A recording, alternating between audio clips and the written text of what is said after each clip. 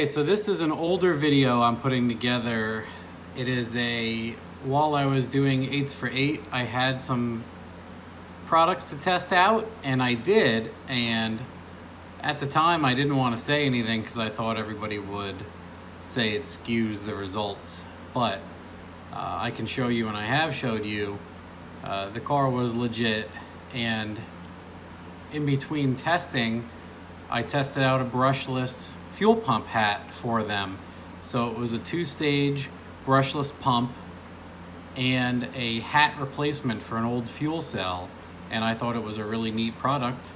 And the brushless pump, many times on the dyno I had swapped the pumps back and forth. So I was using just the brushless on low, and then I would switch to high, and then other times I would use the 450s together, or the 450s switched, and then there was a time for fun to see if I could skew my duty cycle. Say if I was using a lot of the 450s, my duty cycle would drop if I used the brushless on top of the 450s, or if I used the brushless and then turned on the 450s. So I messed around with all these fuel pump options and got a lot of neat results. The brushless pump itself is extremely powerful. I have one in the G also now, and it's making 650 rear wheel easily. Tons of pump left. It's incredible what it can do. It's not for everybody, but if you have space constraints, it's nice. It's very physically small. If you only want to run one pump, it is nice. It has a controller. It has 2 speeds. It does not get affected by high pressure at all. If you have a setup where you're going to run a lot of fuel pressure, they say that this will flow its maximum potential up to 130 psi. Incredible. I believe it too. I pushed this thing pretty far on pressure and had no adverse effects. A lot of in-tank pumps, if you have a car that has in-tank, if you increase the pressure, you lose quite a bit of flow. So all of that being said, this is a product I would not have considered. So what's neat with the Holley partnership is I was able to test this kind of covertly on 8s for 8 back and forth, and the single brushless was able to support what 2 450s do easily with one pump and with a 2-stage controller that you can run wide open or not. And the fact that it supports 130 some pounds of fuel pressure and still flows its highest amount of flow is not affected by pressure at all. Really awesome. I installed it in the fuel cell. This is a drop-in fuel cell filler neck replacement. Really cool. So just wanted to show you guys. I'm digging through some older stuff trying to get it out, and this was one thing that I definitely wanted people to see. I like this brushless pump a lot. Like I said, it's not for everybody. It's not for every situation, but it's incredible what it can do for what it costs. So again, just wanted to show you it's an option. Wanted to show you how it works. This pump easily supported 750 rear wheel on the Mustang by itself on ethanol, easily.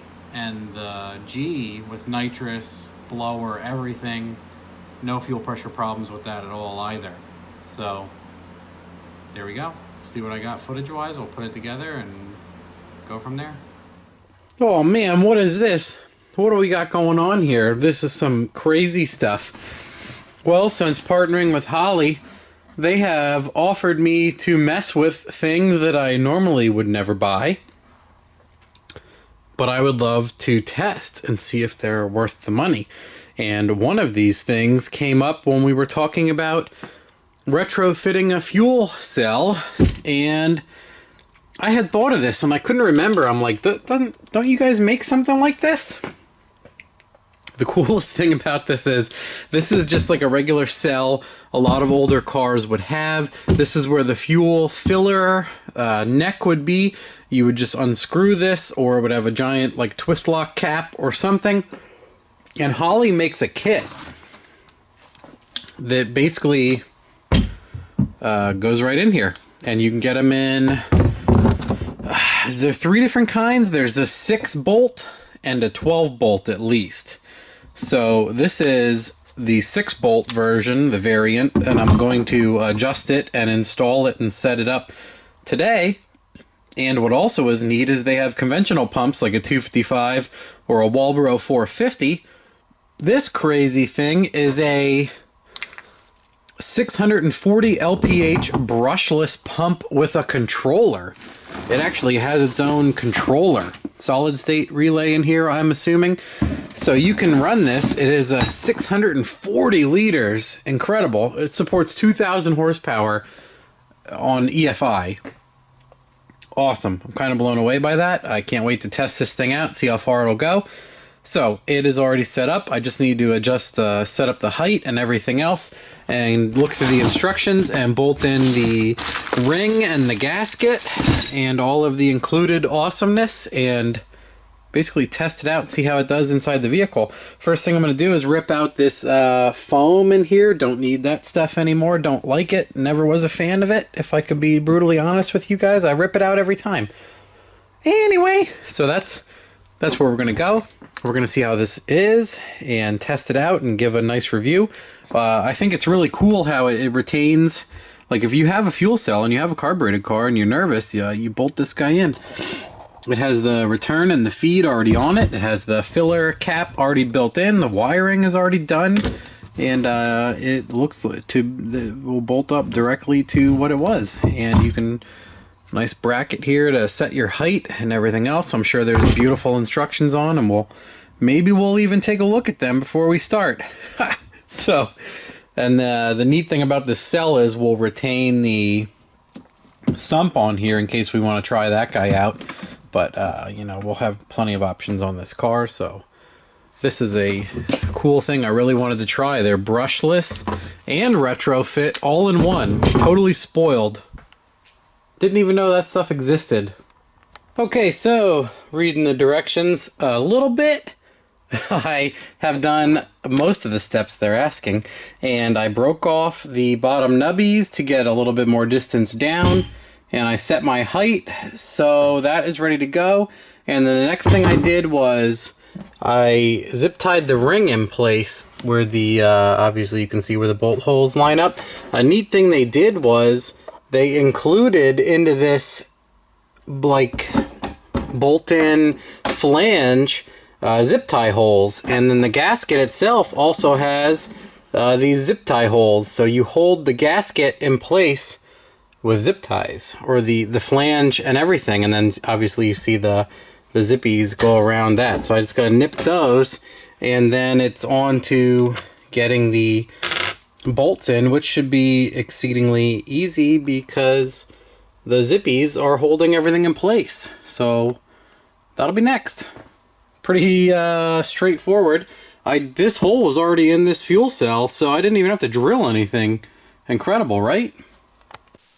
All right, ladies and gentlemen, boys and girls, here is the fully installed hat. This is how it looks, and actually you can see that I put the flex fuel sensor right at the return, basically right before the hat. So what's really cool about this hat, I didn't even know this product existed. I'm like, this is incredible, why don't more people know about this? And they're like, well, how about you tell some people about it? And I have dropped the ball almost an entire year or more about telling people about it. So here we are going through the archives. I need to tell you guys about this. So the hat itself comes in a variety of flavors. I think you can buy the hat empty with mounting hardware. So you can buy this aluminum hat with that screw-on O-ringed fill cap and the wiring in it, and it'll hold a pump or 2 or 3, I believe.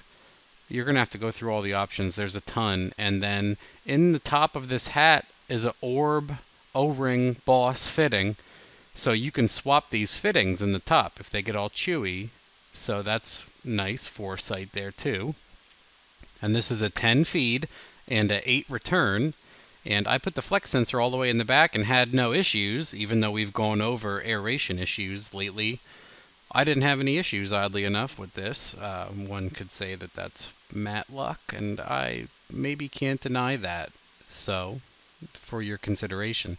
So this is the brushless hat that they sent me. They even have a kit that is double brushless pumps.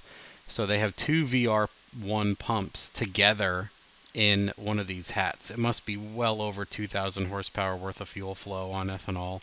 Insane, in my opinion.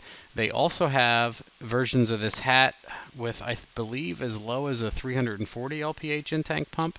And then you can get twins, and then you can get a hat like this with two 450s, which is actually what Fire Hazard Mike S10 installed. He has a fuel cell, and he had an old school A1000 in the back of that truck pumping externally, and he got rid of that, and he went to twin 450s, Holley hat, everything, because I recommended it. I was like, you know what? It's completely hassle-free. You're not going to have to engineer anything. You take your fill cap off and you bolt this in. It has a fill cap, it has a feed, it has a return, it has the wiring through it, everything. It is all there. So he actually did that. It has twin 450s and they're wired staged.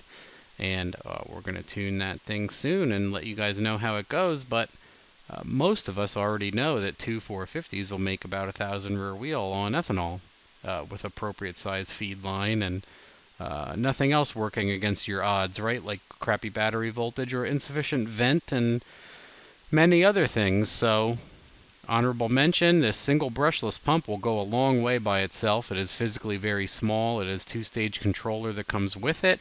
I was able to make 750 some rear wheel through an automatic on over 75% alcohol by itself. It had no fuel pressure issues.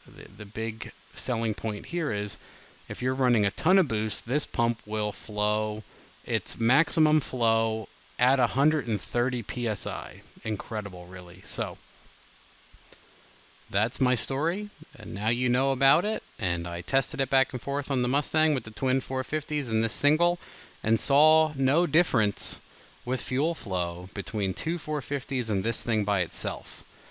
Really a neat test. I didn't find the limit of either of those with that particular vehicle, so it would be neat to have a car that makes like 1,000 rear wheel and put this pump in by itself and see if it can hang.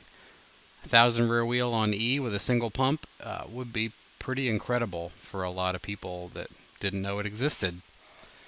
Okay, thanks. Have a nice day. Bye.